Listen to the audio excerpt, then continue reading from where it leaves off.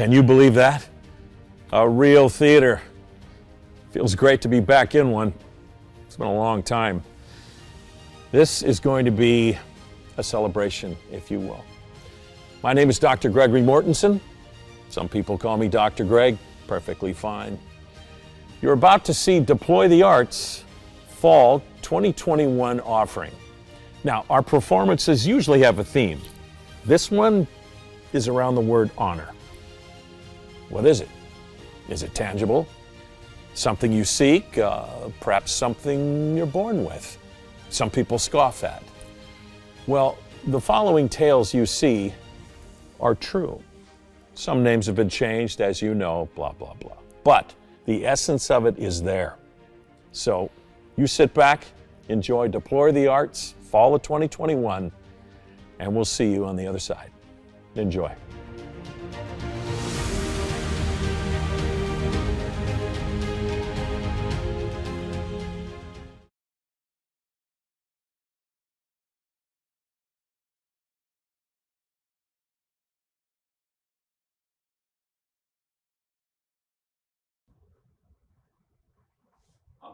Terry, it's your turn. Right. Okay. 3 weeks after 9/11, I decided to join the Army. Please don't misunderstand. I was no super patriot. As the saying goes, timing is everything. What should have been inside here, in caps, fools rush in. I love being a cliche. Boyfriend switches teams, 2 roommates move out, the owner of the bar where I work at keeps giving his cocktail waitress girlfriend my best shifts. So, from Gallup, New Mexico to the Army recruiting office, and you fill in the blanks. Now coming up on 10 years since I deployed to Iraq. We were told to treat them like dogs. They were worthless, dirty people stuck in the Middle Ages. The top command repeatedly told us constantly, these are the animals that support terror and fight the US. We are the great Satan to them. Don't trust anyone. Watch your back at all times. Even the kids carry bombs, and so on and so on.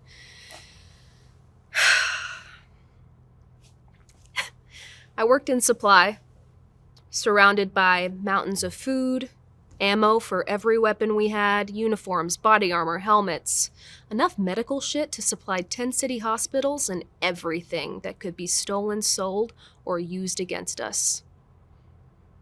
That's what command told us, and that was the Kool-Aid I drank.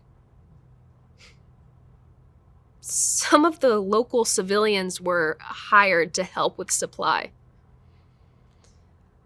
On breaks, I began to get to know them more and more, and that's when I asked one of the workers, Kachar, what he would like from American forces.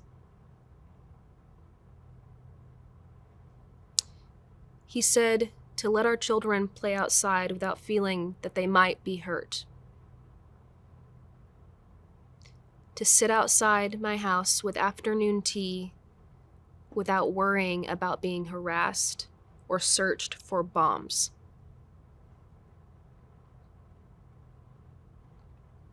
A couple days later, as a sign of good faith, Kachar brought me lunch from his home. As I began to eat, to my complete surprise, I told him his food tasted just like mine from where I grew up. He said, "It's because of the Spanish." And I said, "I don't get the connection." He said, "Well, the Spanish invaded the Southwest and New Mexico." And I said, "Yeah, I know that. The conquistadors, the whole story, the Spanish and the Moors are Arab and the Spanish." And bang! A moment of complete clarity. I might be related to some of you.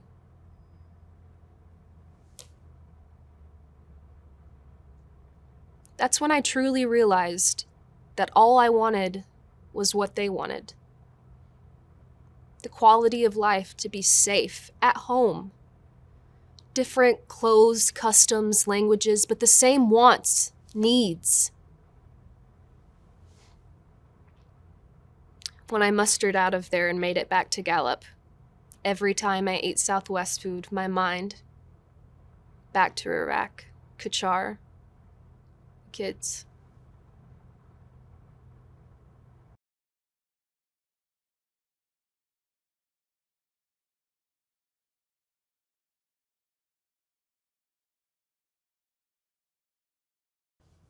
To my departed brothers of the Third Army, Luke, John, and Carmine, on this 25th anniversary of us being the luckiest bastards to survive a war zone.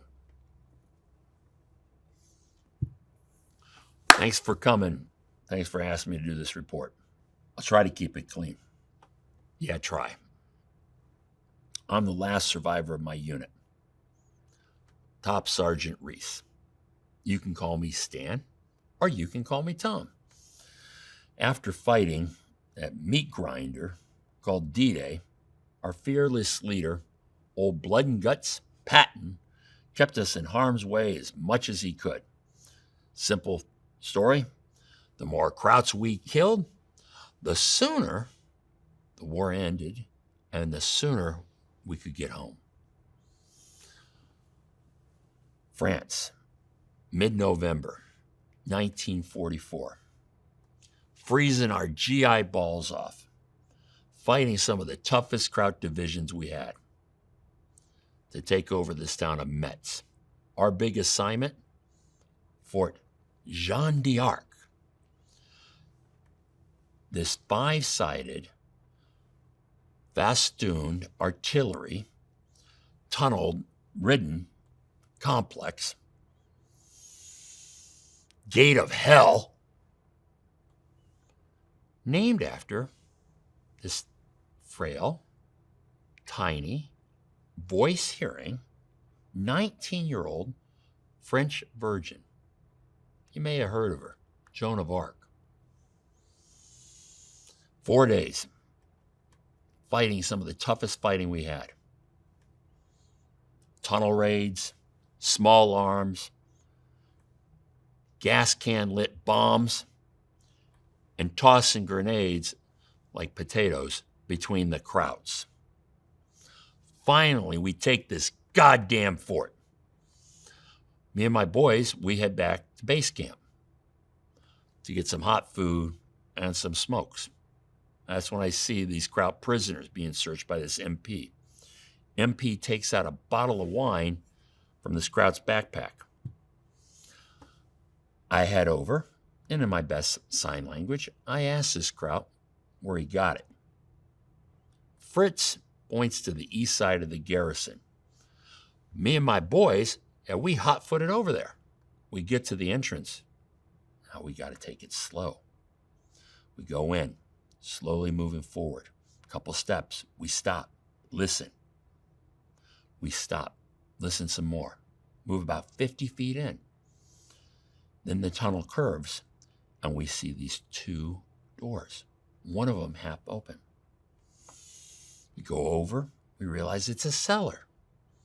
Me being top, I decide I'll go in first. I grab my flashlight, take about 3 steps. Holy shit. 5 rounds above my head into a support beam. My boys, they drop in a grenade. Bam! We hear sounds of moans and crying. They finally throw in another pineapple. Bam! And radio silence. Nothing. We go down the stairs. We see these 4 dead Krauts. Yeah, SS, the worst of the worst. One of them leaning against a case of wine, chest blown open. God damn, he saved the wine. Not a single bottle was busted. That's when I realized this is the shitberg who tried to take my fucking head off. This is the Mauser that he used. He forgot in his nervousness that you got to aim this thing low because it climbs high. This Mauser broom-handled machine pistol. So, that's why On November 19th, I fire 5 blanks in celebration of surviving. The only thing that bothers is the crows, the squirrels, and my nosy neighbors.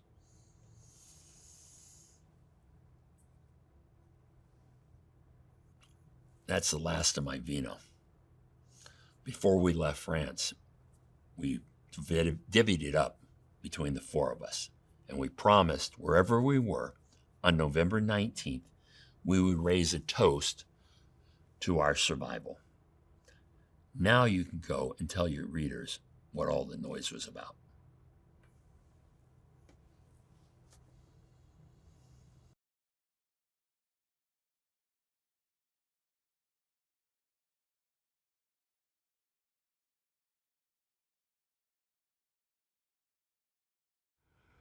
I was in Iraq about 3 weeks, rank of lieutenant, when I was to first find out what Operation Freedom was truly about and how it differed from what I was trained for, at least in how it was being fought. The rules of engagement had changed.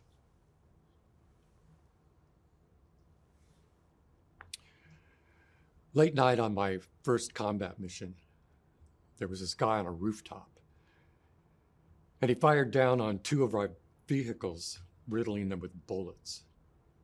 My men and I immediately returned a hail of gunfire, about 1,400 rounds.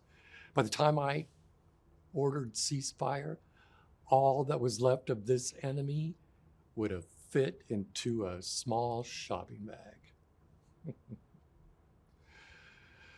As to protocol, I called the battalion commander and asked permission to break contact to move forward to our operational base. He tersely replied, "Negative.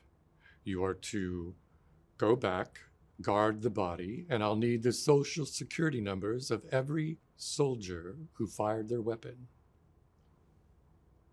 I replied, "Sir, we returned fire on an enemy who was trying to kill us.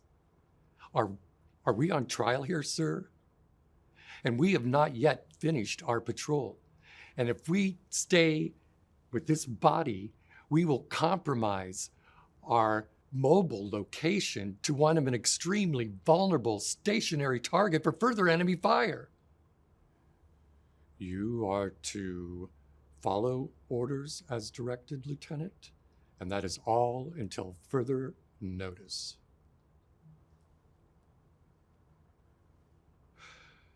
I began to ask myself, what was the rationale for such a ludicrous order, and to what end? How was I supposed to keep my men out of an additional harm's way, guarding a body of an enemy who had tried to kill us? What type of superior strategy was this? Well, a few hours later, I was to find out that this colonel was about 40 miles away, stationed at this hijacked mansion called the Pool House, while we were far away in the danger zone of downtown Baghdad. That distance and his complete disregard for our safety built up in me and my men a huge wave of resentment. We all agreed that we were going to do what we were trained to do: dig up enemy men on the run and do what was expected of us: kill the enemy and screw our social security numbers and guarding dead enemy bodies. To what end would any level of high command choose otherwise? What were we doing here? You tell me.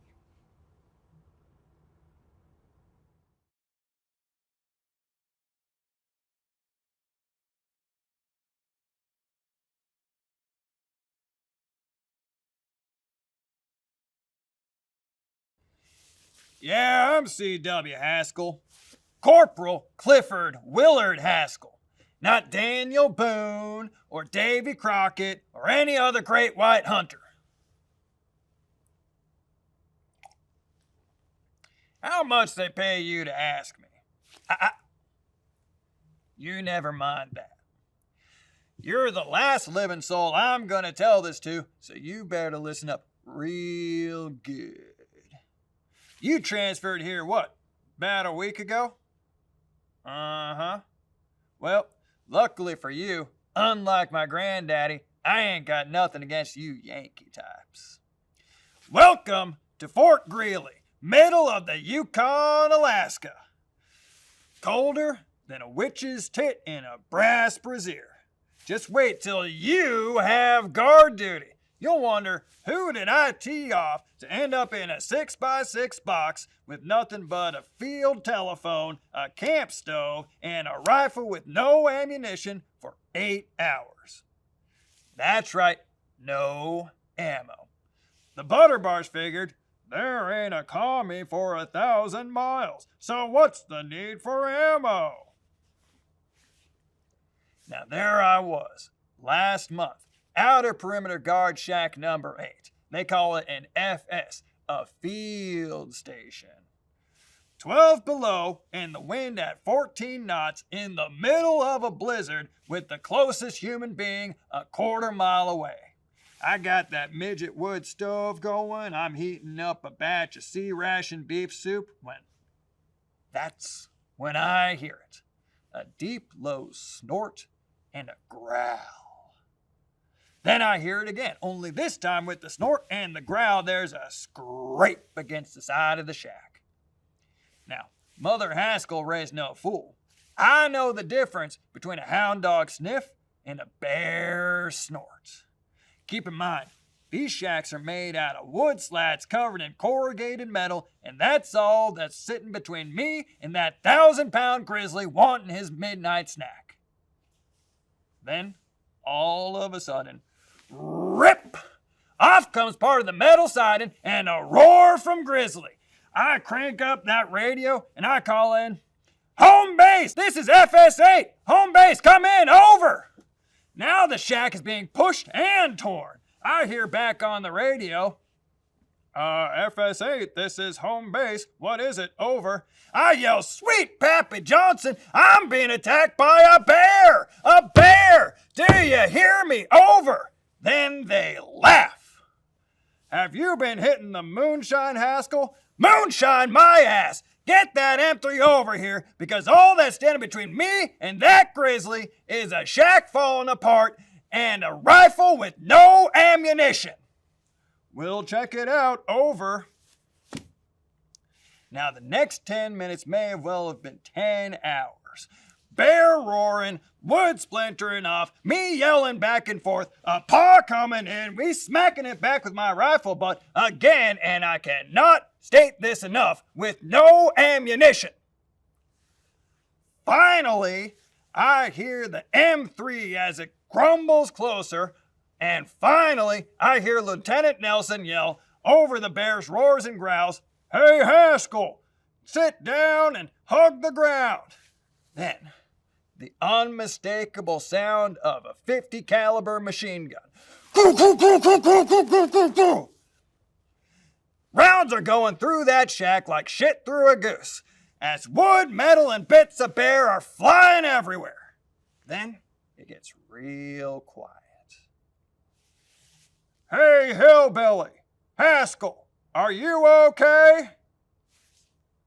I stand up. I collect myself. I brush off a bit of the bear gristle, and with as much dignity as I can muster, I say, permission to be relieved, sir. Permission granted, as they're laughing their asses off. Now, you'd have thought that would be enough for anybody, right? Well, there hasn't been a day go by without bear meat ending up on my plate, bear paws under the stall as I'm sitting doing my business, and magazine ads on my bunk for cheap taxidermy. goddamn Army.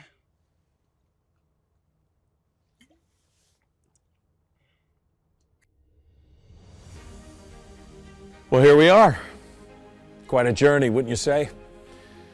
The singular story. But boy, everybody has one. The wonderful part of Deploy the Arts is, in my opinion, and also the veterans, tell it like it is, tell it like it was. People will get it. So I hope you did. If you did enjoy this, please tell your friends, neighbors, anyone you like. Tune in, go to the link and watch. If you didn't like it or didn't care for any of it, don't tell anyone. We appreciate it. So please come support Deploy the Arts, Long Beach City College, and hope to see you again with our next offering. Thank you.